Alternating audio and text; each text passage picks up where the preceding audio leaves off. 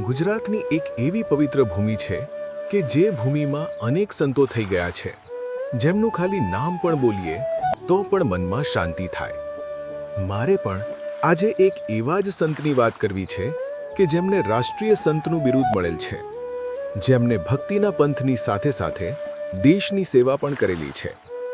એવા જ સૌરાષ્ટ્રના સંત કે જેમનો આશ્રમ ભાવનગર પાસે બગડાણામાં આવેલ છે, જેમને ફક્ત ભારતમાં જ નહીં પણ આખી દુનિયામાં લોકો જાણે છે અને જેમના લીધે જ બગડાણા એક ધામ બની ગયું છે, જ્યાં લાખોની સંખ્યામાં ભાવિક ભક્તો પોતાની આસ્થા, શ્રદ્ધા લઈને આવે છે। બાપા બજરંગ બધાના જ દુઃખ મટાડે છે, જેમને લોકો બાપા સીતારામના હુલામણા નામથી ઓળખે છે।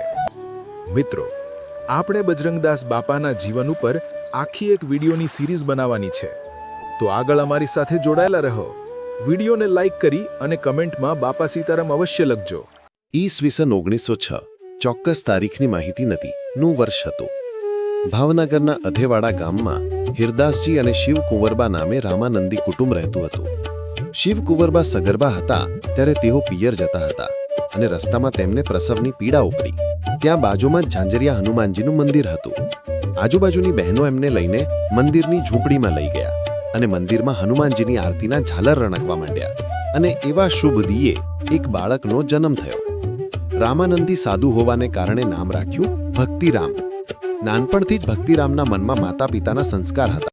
ભક્તિરામ પછી ગામમાં ધીમે ધીમે મોટા થાય છે। ભક્તિરામની 7 વર્ષની ઉંમર થાય છે। ભક્તિરામને પહેલેથી જ સીતારામની લગ્ની લાગેલી હતી। જાણે જુગ જુગનો કોઈ જૂનો ઓલિયો હોય તેવી રીતે પ્રભુનું સ્મરણ કરે, ભક્તિ કરે। એક દિવસ ભક્તિરામ મોડે સુધી સૂઈ રહ્યા તો તેના પિતા હિરદાસ અને માતા શિવકુંવરબા આવીને જગાડ્યા અને તેની પથારીમાં એક સાપ પણ હતો। પછી એમને થયું કે આ કોઈ સામાન્ય માણસ નથી, કોઈ અવતારી પુરુષ છે। સમય પસાર થતા ભક્તિરામ 10 વર્ષના થાય છે અને પછી હિરદાસ, શિવકુંવરબા અને ભક્તિરામ ત્રણેય સુરત જાય છે।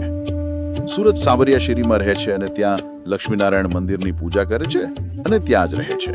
એમ કરતા ભક્તિરામની ઉંમર 11 વર્ષની થઈ જાય છે અને એક દિવસ 3 પાનનો વડલો કહેવાય છે જ્યાં કર્ણને કૃષ્ણ ભગવાને અગ્નિ સંસ્કાર આપ્યો હતો, ત્યાં સાધુની જમાત આવેલી હતી અને ભક્તિરામ ત્યાં સાધુની સેવા કરવા જાય છે અને એમાં એક સદગુરુ સીતારામ તેને લાગ્યું કે આ ભક્તિરામ કોઈ સામાન્ય માણસ નથી। તેણે તેની પાસે બોલાવીને કહ્યું, બેટા શું નામ છે? બાપુ, ભક્તિરામ છે મારું નામ। સીતારામ બાપાએ આમ કહ્યું, બેટા તારો ભાવ કંઈક અલગ છે। જ્યારે ભક્તિરામે કીધું, બાપુ મારે તો સાધુ થવું છે, ત્યારે સીતારામ બાપુ કહે છે, જ્યાં તારા માતા પિતાને બોલાવીને આવો। અને શિવકુંવરબા અને હિરદાસ બાપુ ત્યાં આવે છે અને સીતારામ બાપુ તેને સમજાવે છે, તમારો દીકરો કોઈ સામાન્ય માણસ નથી, તે આખું જગતનું કલ્યાણ કરે તેવો મહાન સંત છે। પછી સીતારામ બાપુ ભક્તિરામને દીક્ષા આપે છે અને કંઠી પહેરાવે છે। અને પછી સુરતથી સીતારામ બાપુની જમાત અને ભક્તિરામ અયોધ્યા જાય છે અને ત્યાં ભક્તિરામ સીતારામ બાપુની સેવા કરે છે, સીતારામ બાપુની સેવા કરે અને તપસ્યા કરે। આમ કરતા કરતા ભક્તિરામની ઉંમર 18 વર્ષની થઈ જાય છે। એક દિવસ સીતારામ બાપુ ભક્તિરામની પરીક્ષા કરે છે। ભક્તિરામના કહે છે કે જાઓ, તમારા પરસેવાનું દૂધ લઈને આવે। ત્યારે ભક્તિરામ હાથમાં પાત્ર લઈને જાય છે અને જુએ છે કે 4-5 ખેડૂતો મશીન ફેરવે છે પણ મશીન તેનાથી ઉચકતું નથી। ત્યારે ભક્તિરામ ખેડૂતો પાસે જઈને કહે છે કે દૂર રહો, અને ભક્તિરામે એકલાએ મશીન ઉપાડી લીધું અને ખેડૂતોને કહે છે, તમારે આ મશીન ક્યાં મૂકવું છે ત્યાં આવું મૂકી દઉં, પછી આ મશીન હલશે નહીં। પછી બધા ખેડૂતો હાથ જોડીને કહે છે કે બાપુ, તમારી શું સેવા કરીએ અમે? ત્યારે ભક્તિરામ કહે છે કે મેં મહેનત કરી છે અને મને પરસેવો વળ્યો છે, તો હવે મને મારા પરસેવાનું દૂધ આપો। અને પછી દૂધ લઈને સીતારામ બાપુ પાસે જાય છે અને સીતારામ બાપુ તેને કહે છે કે ભક્તિરામ, જે મશીન 4-5 માણસોથી ન ઉપાડ્યું તે એકલા ઉપાડી લીધું। તારામાં બજરંગ જેવું બળ છે, એટલે આજથી તારું નામ બજરંગદાસ પાડું છું અને આખી દુનિયા તેને બજરંગદાસ તરીકે ઓળખશે। ભક્તિરામનું બજરંગદાસ નામ આપે છે। સીતારામ બાપુ અને તેની જમાત અને બજરંગદાસ બાપુ બધા જ નાસિકના કુંભના મેળા તરફ જાય છે અને જંગલમાંથી નીકળવું અને એક જૂનો જોગી લાલબાપુ એનું નામ તેની નજર બજરંગદાસ બાપુ ઉપર ગઈ અને તે તરત જ ઓળખી ગયા કે આ કોઈ સામાન્ય માણસ નથી, પણ આ જોગીની જમાતને ક્યાં ખબર છે કે આ કોણ છે, આ કઈ તાકાત છે. હવે મારે એને ખુલ્લો પાડવો પડશે, હવે મારે બજરંગદાસની ઓળખાણ આપવી પડશે, તેમ લાલબાપુ મનમાં વિચારે છે. અને લાલબાપુ પાસે એવી સિદ્ધિઓ હતી કે તે ગમે તેનો રૂપ લઈ શકે, એટલે તેણે પોતે સિંહનું રૂપ ધારણ કરી અને પોતે રસ્તામાં ઊભા રહી ગયા છે. સાધુ સંતોને સિંહ દેખાણું એટલે તે રસ્તામાં ઊભા રહી ગયા. પછી સીતારામ બાપુએ પૂછ્યું કે શું થયું? સાધુએ કહ્યું, બાપુ આગળ સિંહ છે, આગળ કેમ વધવું? જોગીની જમાતને પાછું તો વળાય નહીં. ત્યારે સીતારામ બાપુએ બજરંગદાસ બાપુને સાથ પાડીને કહ્યું, એ બજરંગદાસ, હવે સામે આ સિંહ ઊભો છે, તેને મોકલી દો, ક્યાંક એને કાઢી મૂકો અહીંયાથી. સિંહને જોતા બજરંગદાસ બાપુ ઓળખી ગયા કે આ કોઈ સિંહ નથી, આ તો લાલ બાપુ છે. સિંહનો કાન પકડીને બજરંગદાસ બાપુ તેને સાઈડમાં લઈ ગયા અને કહ્યું કે લાલ બાપુ, હવે તમારા અસલી રૂપમાં આવી જાઓ, આ સાધુડાઓને બીવડાવોમાં. ત્યારે લાલ બાપુ તેના અસલી રૂપમાં આવે છે અને બજરંગદાસ બાપુ અને લાલ બાપુ બંને ગળે મળે છે એકબીજાને. ત્યારે સાધુડાની જમાતને ખબર પડી કે બજરંગદાસ કોઈ સામાન્ય માણસ નથી. પછી ત્યાંથી બધા નાસિકના કુંભના મેળામાં જાય છે. મિત્રો, તમને અમારા વિડીયો પસંદ આવતા હોય તો વિડીયોને લાઈક કરી અને કોમેન્ટમાં બાપા સીતારામ અવશ્ય લખજો.